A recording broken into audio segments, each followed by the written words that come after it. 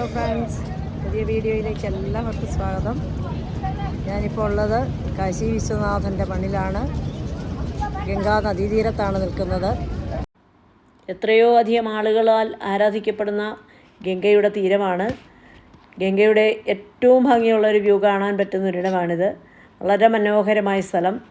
ചെറിയ ചെറിയ വള്ളങ്ങളും യന്ത്രവൽകൃത ബോട്ടുകളും നല്ല ആളും തിരക്കും ഒക്കെ ഏറെയുള്ള ഒരു സ്ഥലമാണ്. ഹിന്ദുക്കളുടെ ആത്യന്തിക തീർത്ഥാടന കേന്ദ്രമായ കാശിയിലെ രണ്ടാമത്തെ ദിവസമാണിത്. മണികർണികയിലെ ബലിതർപ്പണത്തിന് ശേഷം വീണ്ടും മഹാദേവൻ്റെ സന്നിധിയിലേക്ക് പോവുകയാണ്. വലതുവശത്ത് കാണുന്നത് ത്രയംബകേശ്വർ ഭവൻ. ഇത്തരത്തിലുള്ള കെട്ടിടങ്ങളൊക്കെ നമ്മൾ കാണുന്നത് ഇവിടെ വരുന്ന VIPസിനൊക്കെ താമസിക്കാനുള്ള കെട്ടിട സമുച്ചയങ്ങളാണ്. അതിരാവിലെ ആയതുകൊണ്ട് നമുക്ക് ഒരു പ്രത്യേക ഉന്മേഷവും ആനന്ദമൊക്കെയാണ് യാത്ര. പെട്ടെന്ന് കയറിപ്പോകാനൊക്കെ പറ്റുന്നുണ്ട്. ഒന്ന് തിരിഞ്ഞു നോക്കിയാൽ നമുക്ക് മനോഹരമായ ഒരു കാഴ്ച കാണാം. കോറിഡോറിൻ്റെ കവാടവും ഗംഗയും ഒക്കെയുള്ള വ്യൂ വളരെ ഭംഗിയാണ്.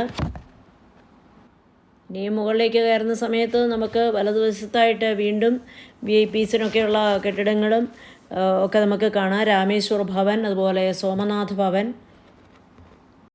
ഇപ്പോൾ ഞാൻ എത്തിയിട്ടുള്ളത് ഗേറ്റ് നമ്പർ 1ലാണ്. ഈ മഹാക്ഷേത്രത്തിൻ്റെ ഉള്ളിലേക്ക് കയറുവാൻ പ്രധാനമായിട്ട് 4 കവാടങ്ങളാണ് ഉള്ളത്.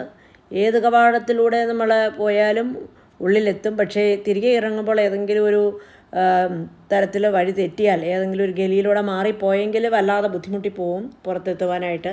തെക്കേ ഇന്ത്യൻ സ്റ്റൈലിലുള്ളതല്ല ഇവിടുത്തെ ക്ഷേത്രങ്ങളുടെ വാസ്തുവിദ്യാ രീതി. വളരെ ഉയർന്ന ഗോപുരങ്ങളാണ്. അതുപോലെ ഏറ്റവും മുകളിൽ കൊടിമരമുണ്ട്. ഈ ക്ഷേത്രത്തിൻ്റെ ചുറ്റും ചെറിയ ക്ഷേത്രങ്ങളൊക്കെ ഉണ്ട്. അതുപോലെ വലിയ സ്റ്റാച്യുകളൊക്കെ കാണാം. നല്ല തിരക്കുള്ള സമയമാണ്.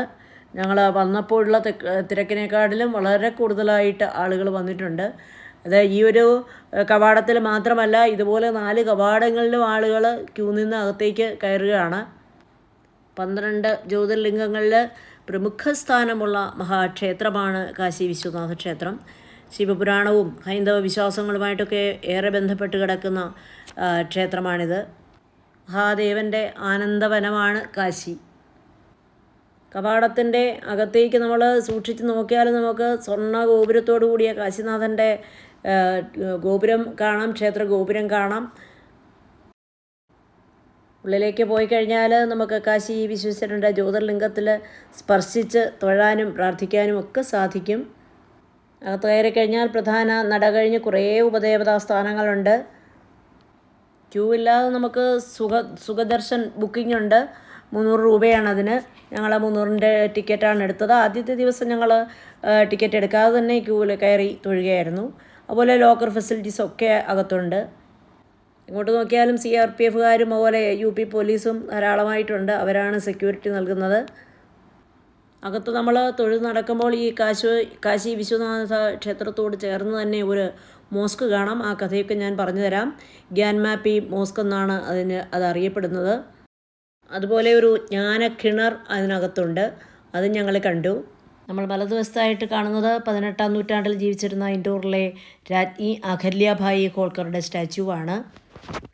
പഞ്ചാബിലെ സുവർണക്ഷേത്രം പോലെ, ഗുജറാത്തിലെ സോമനാഥ് പോലെ അധിനിവേശക്കാരാൽ പലതവണ തകർക്കപ്പെട്ട ക്ഷേത്രങ്ങളിൽ ഒന്നാണ് വാരാണസിയിലെ ഈ മഹാക്ഷേത്രവും. എത്ര തവണ തകർത്തെറിഞ്ഞിട്ടും നൂറ്റാണ്ടിനിപ്പുറവും ഇതൊക്കെ പുനർനിർമ്മിച്ച് ഈ രീതിയിൽ കാത്തു സൂക്ഷിച്ചു കൊണ്ടുപോകാൻ കഴിയുന്നത് തന്നെയാണ് നമ്മുടെ ഭാഗ്യവും ശക്തിയും ശ്രേയസ്സും. ഏകദേശം 3000 വർഷങ്ങൾക്ക് മുൻപ് തന്നെ ഉണ്ടായിരുന്ന ക്ഷേത്രമാണിത്. നൂറ്റാണ്ടുകളായിട്ട് ഗുപ്ത, രാഷ്ട്രകൂട രാജവംശങ്ങൾ ഉൾപ്പെടെയുള്ള ഭരണാധികാരികളുടെ അതുപോലെ ചക്രവർത്തിമാരുടെയൊക്കെ നേതൃത്വത്തിൽ പലതവണ പുനരുദ്ധരിച്ചതാണ് ഇപ്പോഴുള്ള ഈ ക്ഷേത്രത്തിൻ്റെ ഘടന. മുഹമ്മദ് ഗോറിയും കുത്തബ്ദീൻ ഐബക്കും സിക്കന്ദർ ലോധിയും പലതവണ ഔറംഗസീബും നശിപ്പിച്ചെടുത്തു നിന്നും വീണ്ടും ഉയർന്നു വന്ന ക്ഷേത്രങ്ങളാണ് ഇവയെല്ലാം. 1780 റാണി അഹല്യാദേവി ക്ഷേത്രം വീണ്ടും പുനരുദ്ധരിച്ചതാണ് ഇന്ന് നമ്മൾ ഈ കാണുന്ന ക്ഷേത്രത്തിൻ്റെ ഘടന. ഇപ്പോൾ നമ്മൾ കണ്ടത് കൂറ്റൻ സ്റ്റാച്യു കണ്ടത് റാണി അഹല്യാദേവിയുടേതാണ്. 1835 പഞ്ചാബിലെ ഭരണാധികാരിയായിരുന്ന രഞ്ജിത് സിംഗ് 1000 കിലോഗ്രാമോളം സ്വർണം ഉപയോഗിച്ച് ഈ ക്ഷേത്രത്തിൻ്റെ ഗോപുരം പൊതിഞ്ഞു. 1669 ഔറംഗസീബ് ക്ഷേത്രം പൊളിച്ചു മാറ്റുക മാത്രമല്ല, പകരം ആസ്ഥാനത്തൊരു പള്ളി പണിയുകയും ചെയ്തു. ഗ്യാൻവാപി എന്നാണ് ഈ പള്ളിക്ക് പേര്. ക്ഷേത്രത്തിൻ്റെ മുറ്റത്ത് ഉള്ള ക്ഷേത്ര കിണറിൻ്റെ പേരും ഗ്യാൻവാപി എന്നാണ്. ജ്ഞാനക്കിണർ എന്ന് പറയും. ഈ പേര് തന്നെ പള്ളിക്ക് നൽകുകയായിരുന്നു. പള്ളിയുടെ അടിയിൽ ഈ ക്ഷേത്രത്തിൻ്റെ അവശിഷ്ടങ്ങൾ ഇന്നും നമുക്ക് കാണാൻ കഴിയും. അവിടെ ഇപ്പോഴും വിളക്ക് തെളിച്ചു വെച്ചിട്ടുണ്ട്. അത് ഞങ്ങൾ കണ്ടു. അതൊക്കെ കാണാനായിട്ടെത്തു. ക്ഷേത്രം നശിപ്പിക്കാനായിട്ട് വന്നപ്പോൾ ശിവലിംഗവുമായിട്ട് പൂജാരി കിണറ്റിൽ ചാടി അത് ശിവലിംഗം ഒളിപ്പിച്ച് വെച്ചുവെന്നാണ് ഐതിഹ്യം. ഇപ്പോഴും ആ കിണർ മൂടിയിട്ടിരിക്കുകയാണ്. നമുക്ക് ക്ഷേത്രത്തിൻ്റെ മുറ്റത്ത് അത് കാണാവുന്നതാണ്.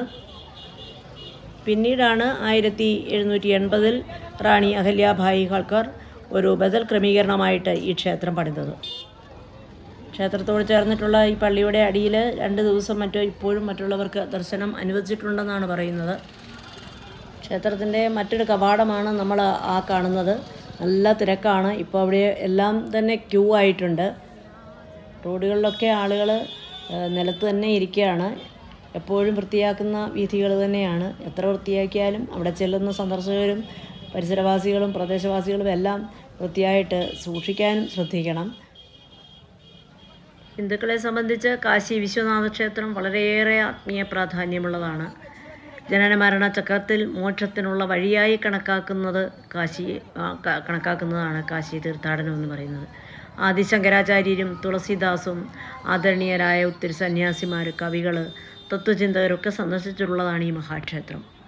ഈ ക്ഷേത്രത്തിലെ സന്ദർശന സമയം എന്ന് പറയുന്നത് വെളുപ്പിന് 3 മണി മുതൽ രാത്രി 11 മണി വരെയാണ്.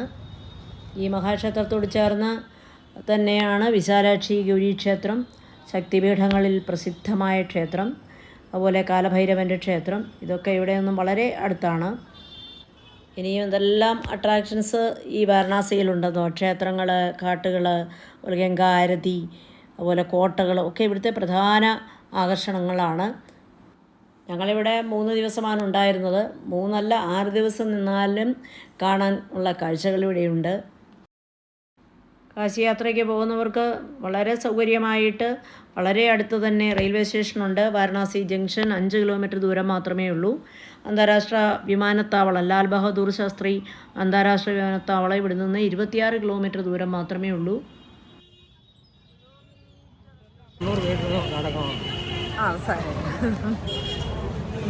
നടന്നാലും വേണ്ടി വരാം. സൈക്കിളിൽ പോകണമെന്നാണ്, സൈക്കിൾ റിക്ഷ പോകണമെന്ന് അവിടെ നിന്ന് വിചാരിച്ചത്. പിടിക്കാൻ ഇതൊന്നും പറ്റത്തില്ല. ഇത് പിടിച്ചാൽ പോകുന്ന സാധനം എവിടെ പിടിക്കുന്നേ. നിങ്ങൾ എന്നെ കൂടെ പിടിച്ചോണ്ടാ.